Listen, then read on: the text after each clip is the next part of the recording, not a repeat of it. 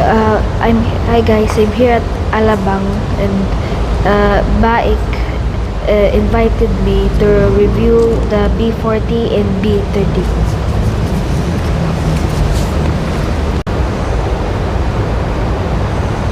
Hi, my name is Chloe from Baik Alabang. We invited Yosh here to review our unit, which is the B30 and the B40. We watched kasi na Geely Alabang invited Yosh, so we also do that.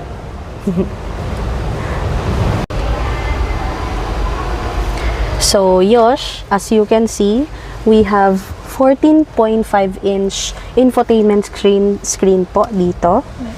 So lahat po ng features, even the ADAS, nandito na po lahat yan. So for you to start the unit, you will just brakes, tapakan ng brakes, and then push the start button. Yan.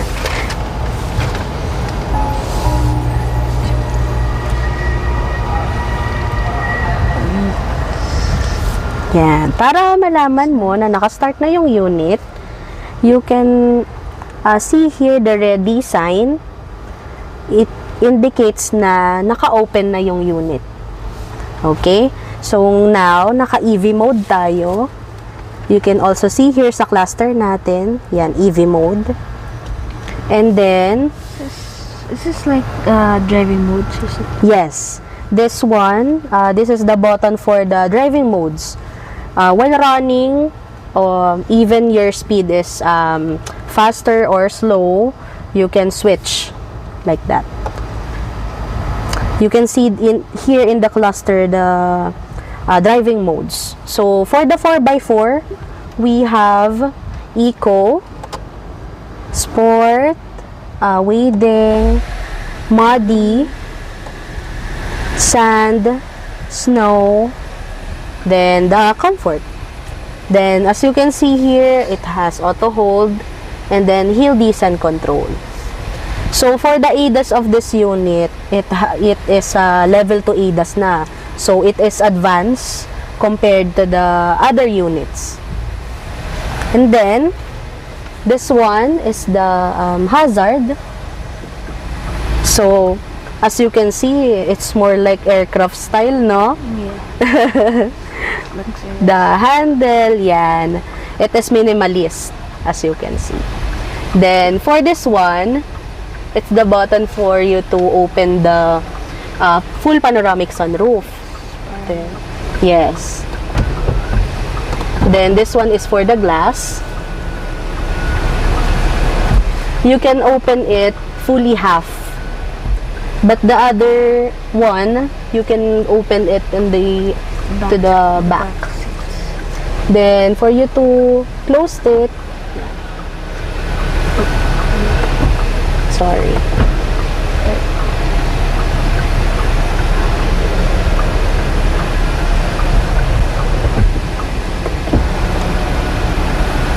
It's less hassle because you can tap it na lang.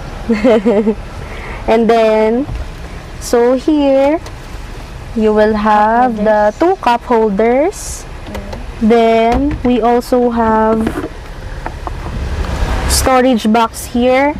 You can put your drinks. It's a cooler, to be exact.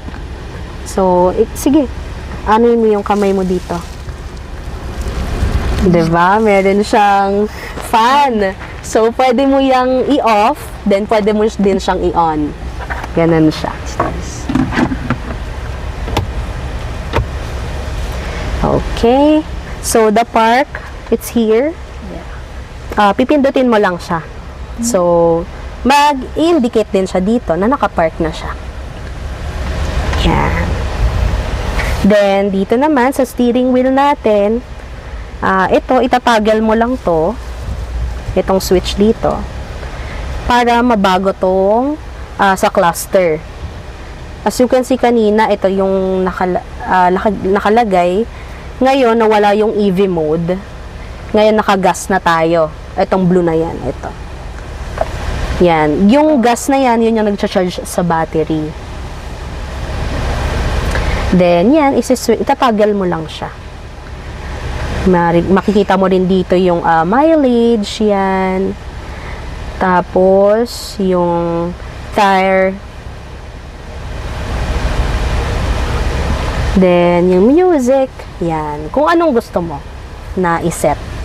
So, dito naman sa ating cluster, pwede mo rin siyang baguhin. Kasi ngayon, naka-dark mode tayo, pwede mo siyang i-light mode. Yan. Then, automatic yan. Pagka nasa madilim kang lugar, let's say tunnel, ganyan, magda-dark mode naman siya. Then, pag nasa labas ka naman, maaraw, magla-light mode siya. Ganun siya. Then, kung nakikita mo tong tatlong to, it is the memory seat. So, ilo-long press mo lang siya. Then, yun na. You can also like connect iPhones and Android. Yes. So, this B30, pwede rin siya sa Apple and Android. Ida-download mo lang tong Easy Connect sa Play Store. Yan po siya. This is also the backs. It feels so comfortable, like, and the leather seats are so much detailed and feels like you're in a plane. So, dito naman po sa ating second row. So, as you can see, super luwag pa niya. And, yan, as Yosh said, comfortable, and then, hindi siya hassle kasi wala nang flat na siya yung dito. Sa ibang cars kasi, may paumbok pa siya. Sa atin, dito kay B30, fully flat na po siya. Then, you will also see the aircons here. Kung Type-C naman ng charger mo, ito po, meron din tayong Type-C charging dito. Then, may 2 cup holders tayo dito sa center.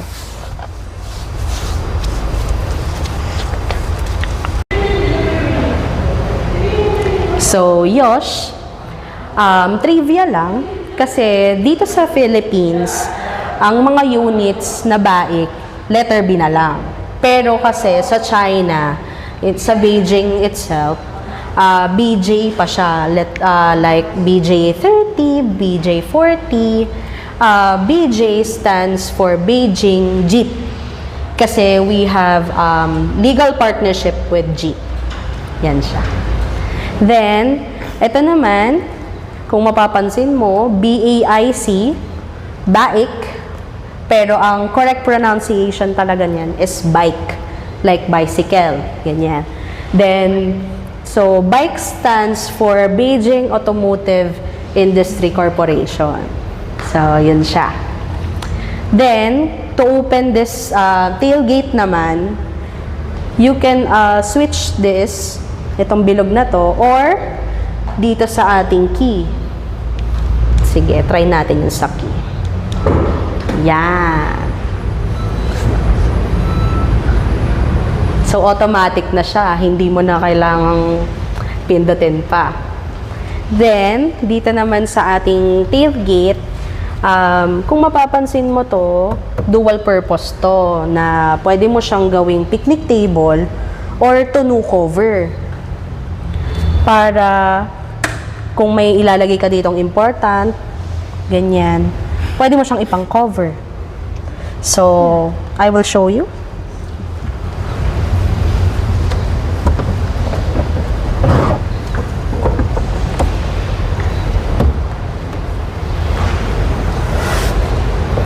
So, para sa tonneau cover, i-open mo lang siya here. Then, lock mo siya. Ito, dito. Tsaka yung other side. Yan. And then, ito, dapat nandito siya sa banda sa'yo.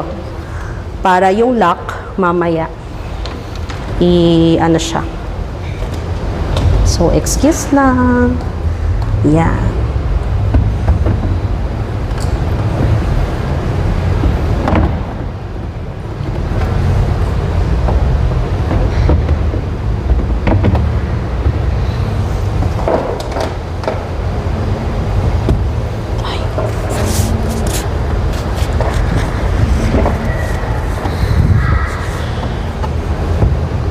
Yan. Ay. So, ito. Ilalak mo lang siya dito, Yosh. Ito. Yan. And then, dito sa kabila. Yan. Yan. Para habang naandar, hindi siyang nag-aalog-alog. Sturdy siya. So, pwede ka pang may ilagay dito. Then, yung mga importante mong bagay na kailangang ilagay, pwede mo lagay dito. So, yan siya. Then, yung picnic table naman, iyan na natin siya. Tanggalin natin siya. Yan lang.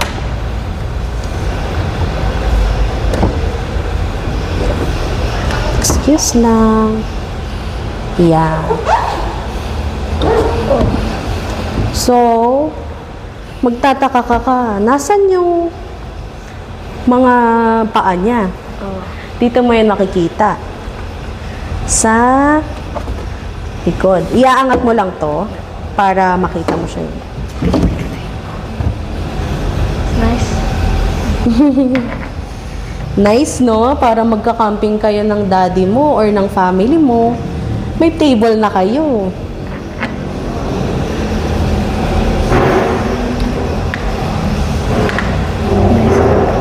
Yeah.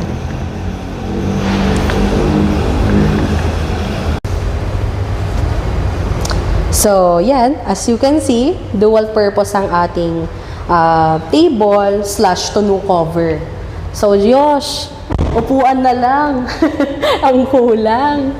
Yan. Pwede ka nang mag-picnic with the family. Yan. So, here naman, pagka inangat nyo itong cover, makikita nyo po yung hybrid battery. And then, as you can see, tire sealer and inflator na lang po ang inclusion niya. Kasi mostly ng hybrids, wala na po talagang spare tire. Then, yan, yung early warning device. Ito for tire. So, yan. Dito rin nakalagay yung paanong upuan po. So, yan siya. Then, dito naman, yung kasya naman ng mga luggage, kung small, 4 na luggage na small size. Then, kung medium, let's say, mga 2 to 3. Yan. Kung golf bag naman, pwede dito isang habang ganito, kasya yan, isang pahaba. Pero kung 3 or more than, itatambol nyo na po yung upuan. Yan siya. So, now, Yosh, dito naman tayo sa ating B40 naman. So, as you can see, kamukhang-kamukha siya ng Jeep.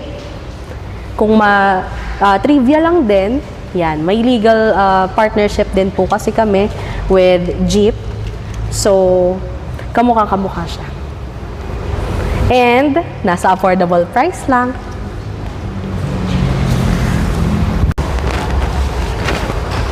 So, hi again! Ngayon, dito naman tayo sa B40 Ragnar. Then, same as B30, ay tatapakan lang din yung brakes and push yung start engine button. Then, as you can see, mas maliit yung infotainment system nito compared kay B30. Pero, it's okay kasi itong B40 naman kasi is pang off-road talaga siya. Yan. And then as you can see, kahit pang off-road siya, stylish pa rin. Kasi, yan, kung makikita nyo, may ambient lighting din siya. Even the BJ40, Yosh, yan, kung mapapansin mo, BJ40, naka-lights din siya. So, nag-change yan. Dito din sa may ating infotainment system din. Pero, yan, since partnership nga ito with Jeep, as you can see, ito, detachable to, roofs. Then, itong mga pinto natin, hanggang doon, pati yan. Pati itong glass, actually. Detachable din. So, kung off-roader ka, ito talaga.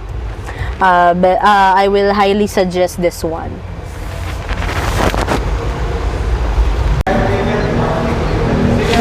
So, here naman sa second row ng B40 Ragnar natin, May lights tayo dito. And then, as you can see, meron din tayo ditong pang-detach para sa roof naman dito sa second row. Then, ayan, yung legroom, okay din naman. Spacious pa rin naman siya compared sa Jeep, the original. Sabi nga nila. So, yan. Ang pagka natanggal kasi itong mga roofs natin, and then itong mga pinto, ito na lang yung pinakamatitira niya.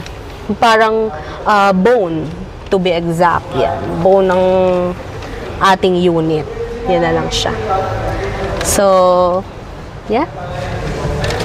Ito siya.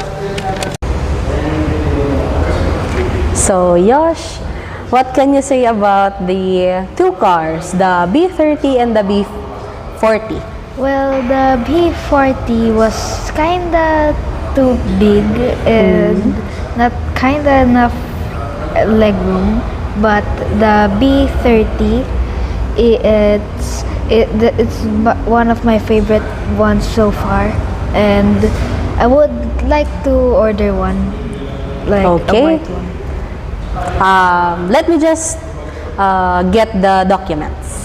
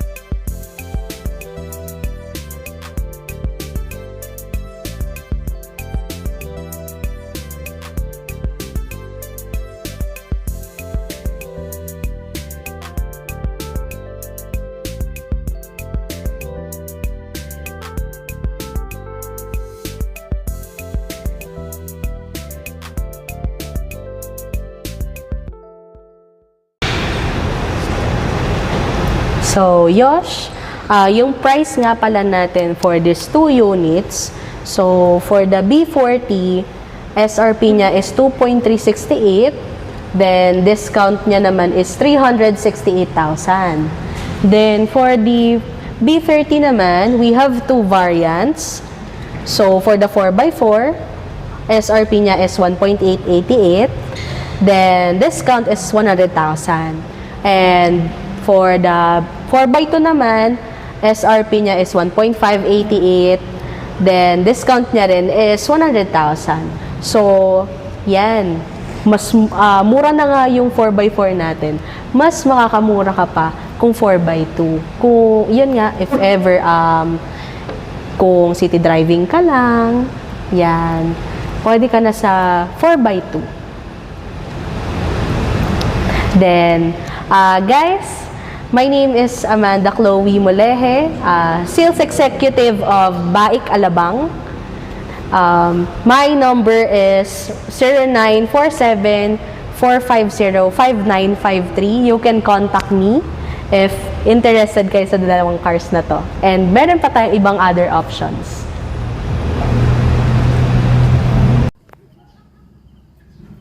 Hi guys, this is my new bike, 2025 B30.